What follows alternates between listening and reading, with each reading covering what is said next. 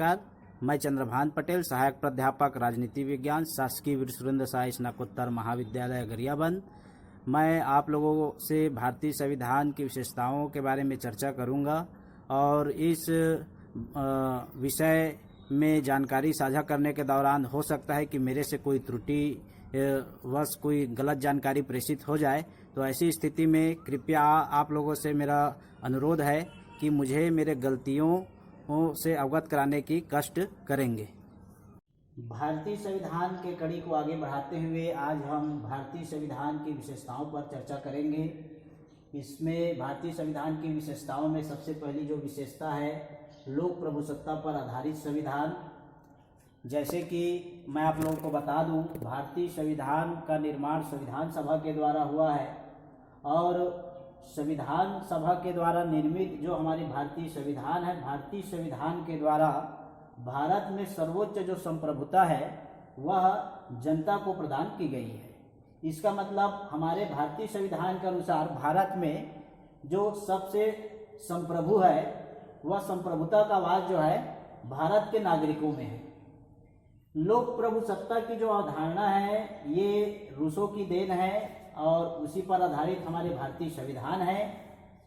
जैसे कि भारतीय संविधान की प्रस्तावना में इस भावना को स्पष्ट किया गया है और प्रस्तावना की शुरुआत ही होती है, हम भारत के लोग, और अंतिम में दृढ़ संकल्प होकर संविधान सभा में आज दिनांक 26 नवंबर 1949 को एदक द्वारा इस संविधान को अंगीकार, अधिनियमित और आत्मर्पित करते हैं।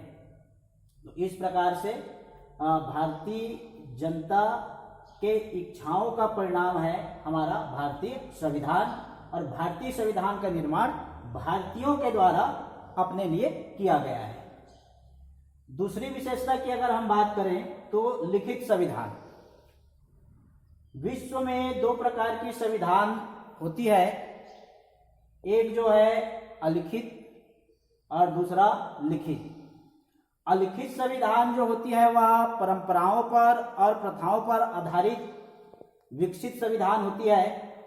जैसे कि अलिखित संविधान का जो सर्वश्रेष्ठ उदाहरण हम विश्व में देखते हैं तो ब्रिटेन का संविधान है, जो परंपराओं और प्रथाओं पर आधारित है, जिस पर आसानी से परिवर्तन किया जा सकता है। दूसरी जो लिखित संविधान है, लिखित संविधान एक वैधानिक दस्तावेज लिखित रूप में होता है और लिखित संविधान बनाने की जो परंपरा है इसकी शुरुआत अमेरिका में हुआ। अमेरिका के द्वारा विश्व में सबसे पहला लिखित संविधान 1789 में बनाया गया था और भारत भी जो है लिखित संविधान बनाया है और भारतीय संविधान लिखित रूप में 22 भागों में 395 अनुच्छेदों में और 8 अनुसूची में मूल रूप से बटा हुआ था। आगे अब अगली विशेषता है व्यापक एवं विस्तृत संविधान। ऐसा कहा जाता है कि पूरे विश्व में सबसे व्यापक और बड़ा आकार वाला अगर संविधान है तो वह हमारी भारतीय संविधान है। यह इसकी एक महत्वपूर्ण विशेषता है, क्योंकि अगर हम भारतीय संविधान की तुलना में अगर हम दूसरे देशों के संविधानों को अगर देखें तो संयुक्त राज्य अमेरिका की जो संविधान है वहाँ सिर्फ 7 अनुच्छेद हैं। वहीं पर अगर हम देखें स्विट्जरलैंड तो स्विट्जरलैंड के संविधान में 123 अनुच्छेद, कनाडा के संविधान में 147 अनुच्छेद, चीन के संविधान में 138 अनुच्छेद और साउथ अफ्रीका के संविधान में 253 अनुच्छेद है। इसकी तुलना में अगर हम भारत की अगर बात करें तो भारत की जो मूल संविधान है उसमें 395 अनुच्छेद, 22 भाग और 8 अनुसूची, जो वर्तमान में बढ़ करके गणना के अनुसार से अगर हम देखें अनुच्छेद और उसके उपभाग को मिला करके तो ये 465 के आसपास अनुच्छेदों की संख्या। भाग की अगर बात करें, भाग उपभाग को मिला करके वर्तमान में गणना के आधार पर 24 और अनुसूची की बात करें तो मूल में 8 था, जो वर्तमान में बढ़ करके 8 से 12 हो गया।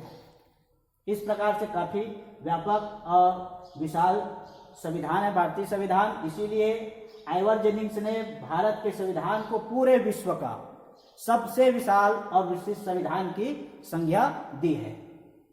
भारतीय संविधान का बड़ा होना, विस्तृत होने के पीछे कारण भी है। जैसे कि हम जानते हैं भारतीय संविधान में संघात्मक शासन है और संघात्मक शासन व्यवस्था वाले देश में केंद्र और उसकी इकाई अर्थात राज्यों के लिए अलग अलग संविधान होता है। लेकिन इससे परे अगर हम देखें भारत में, तो भारत में केंद्र और राज्यों के लिए, पूरे भारत के लिए सिर्फ एक ही संविधान है और एक ही संविधान होने के कारण इसमें केंद्र सरकार, राज्य सरकार और 73वें संविधान संशोधन के बाद स्थानीय सरकार की गठन और उसके कार्य और शक्तियों का जो है वर्णन भारतीय संविधान में विस्तार से दिया गया है। इसी प्रकार से हमारे भारतीय संविधान में कई प्रकार के